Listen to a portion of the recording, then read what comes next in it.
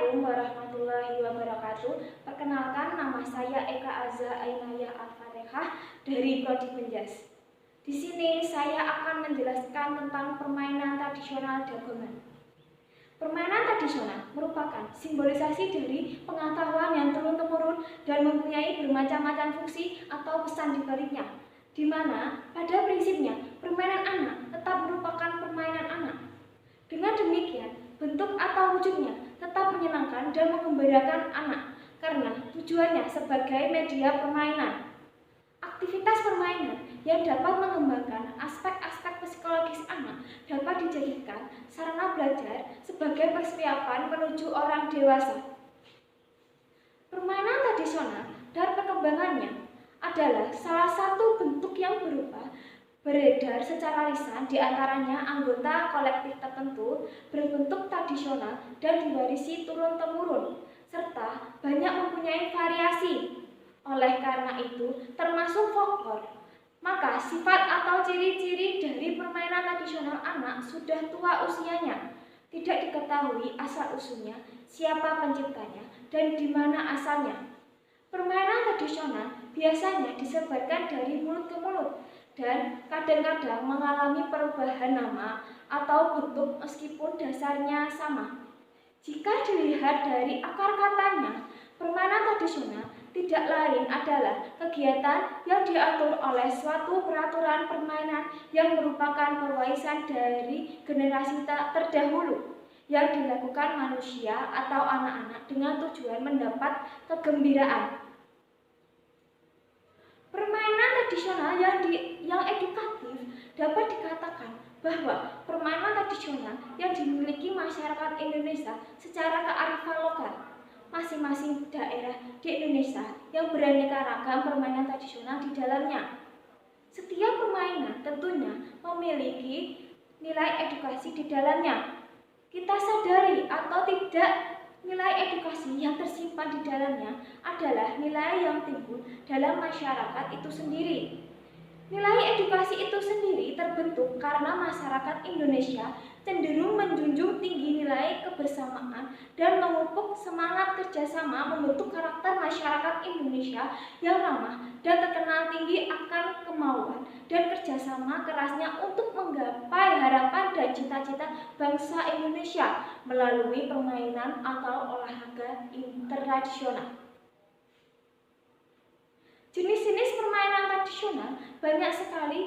Macam-macam permainan tradisional di Indonesia, hampir di seluruh daerah-daerah telah mengenalnya, bahkan pernah mengalami masa-masa bermain permainan tradisional ketika kecil. Permainan tradisional perlu dikembangkan lagi karena mengandung banyak unsur manfaat dan persiapan bagi anak dalam menjalani kehidupan bermasyarakat. Permainan tradisional merupakan salah satu kebudayaan bangsa yang banyak tersebar di berbagai penjuru Nusantara. Namun, dewasa ini keberadaannya pun sudah berangsur-angsur mengalami kepunahan, terutama bagi mereka yang tinggal di perkotaan. Bahkan di beberapa di antaranya sudah tidak dapat dikenali lagi oleh masyarakat. Pengertian permainan dagongan. Apa sih permainan dagongan itu? Di sini saya akan menjelaskan dagongan. Permainan dagongan. Dagongan adalah permainan olahraga tradisional yang berasal dari Jawa Barat.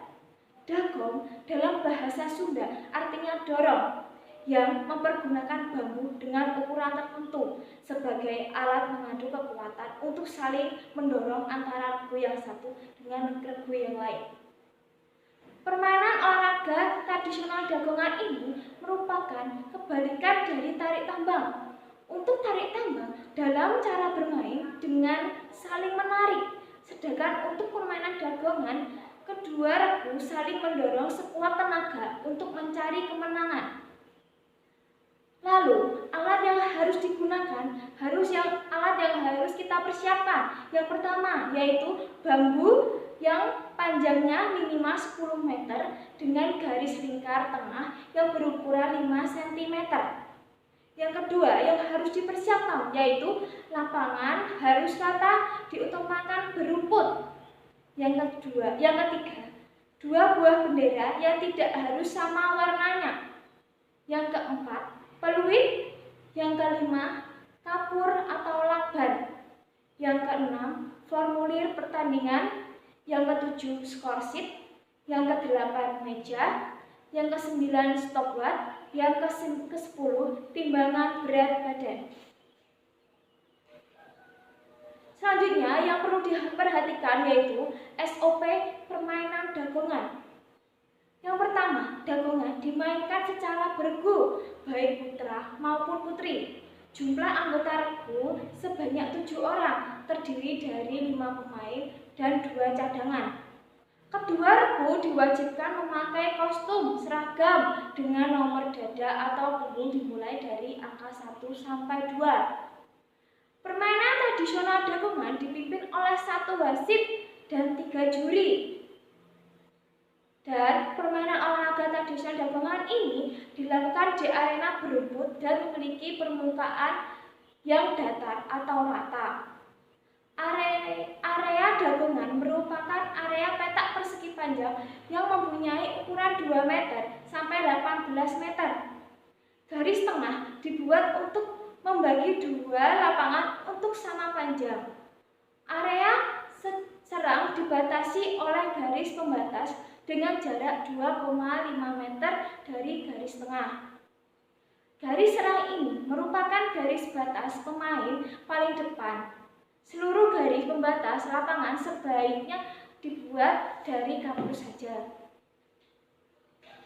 Lalu, peserta dinyatakan sebagai pemenang apabila salah satu regu dapat mengalahkan regu lain dengan skor 2-0 atau 2-1 kalau terjadi seri. Interval antara dorongan pertama dan kedua adalah 3 menit dan apabila terjadi draw atau seri diberi waktu 5 menit. Apabila terjadi pelanggaran 3 orang pemain keluar dari garis samping, secara otomatis regu tersebut dinyatakan kalah.